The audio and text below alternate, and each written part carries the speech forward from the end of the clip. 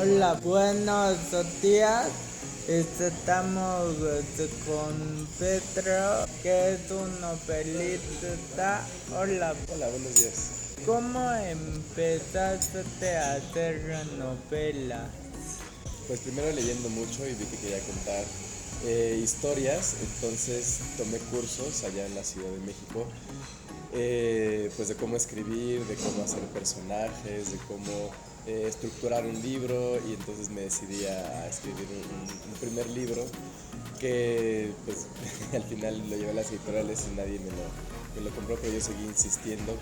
Escribí un segundo libro que tampoco me interesó, era una novela de vampiros. Y el tercer libro que escribí se llama Los pecados de la familia Montejo, que ese es el primer libro que se publicó. Y pues así uno aprende a escribir pues escribiendo, entonces pues así fue un poco mi proceso. ¿Tomaste clases de novela?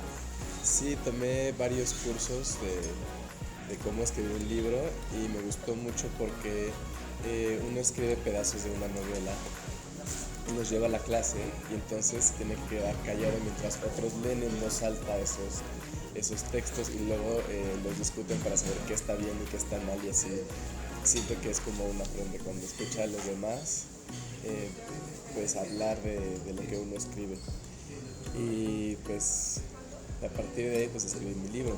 Es que sí, como que tienes un poco de miedo porque no es lo mismo escribir cosas chiquitas para una clase allá escribir pues 200 o 300 páginas. ¿Por qué escribiste novelas y no otros libros? Pues fíjate que empecé escribiendo cuentos, pero yo creo que la novela te da un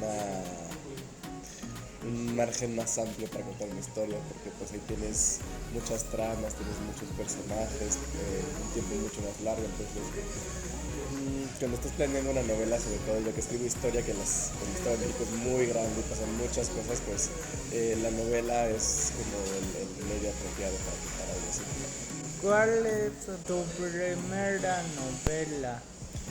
Mi primera novela es justamente Los pecados de la familia Montejo, que trata sobre una familia ficticia en el Porfiriato. Entonces todo lo que pasa en la época es real y se cuenta con Porfirio Díaz y todo, pero esta familia es totalmente inventada por mí. ¿Y por qué te pusiste Twitter Don Porfirio Díaz?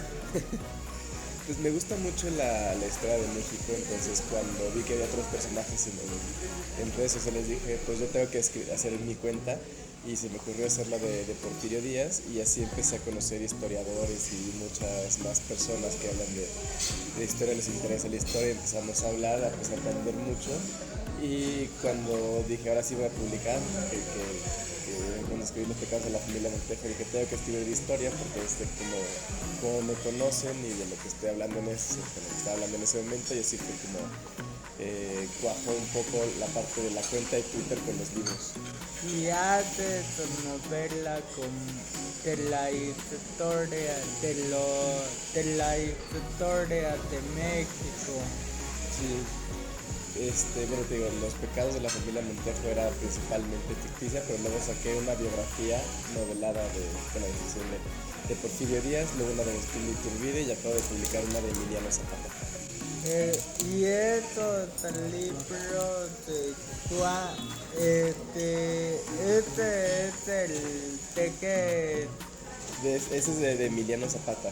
Pues Emiliano Zapata cuenta su vida, cuenta cómo fue la Revolución Mexicana, pero lo cuenta él en primera persona, entonces creo que es muy muy importante porque a veces cuando nos hablan de los personajes de la historia, pues siempre son como biografías muy sencillas, en un par de párrafos y realmente pues no sabemos quiénes son estas personas, entonces creo que una novela donde el personaje te cuenta su vida y sus luchas, cómo fue su familia, cómo eran de niños y todo, pues nos ayuda a ponernos en sus zapatos y a entender mucho más pues quiénes son y qué hicieron por la historia.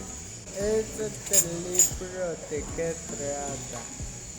Había una vez Mexicanas que hicieron historia, es un libro que escribí para niñas, pero para niñas y niños, Son 50 biografías de mujeres mexicanas que generalmente no aparecen en los libros de historia porque son mujeres, y yo sentí que había que rescatarlas y ellas en su propia voz están contando pues su historia y lo que hicieron, bueno, cuál es su legado. Entonces empiezo con una poetisa mexica y termino con una astrofísica de la UNAM. Entonces son 500 años de historia, son 50 mujeres y ellas cuentan su historia. Y si lo abres está muy bonito porque tiene el dibujo que lo hizo una ilustradora mexicana y la historia.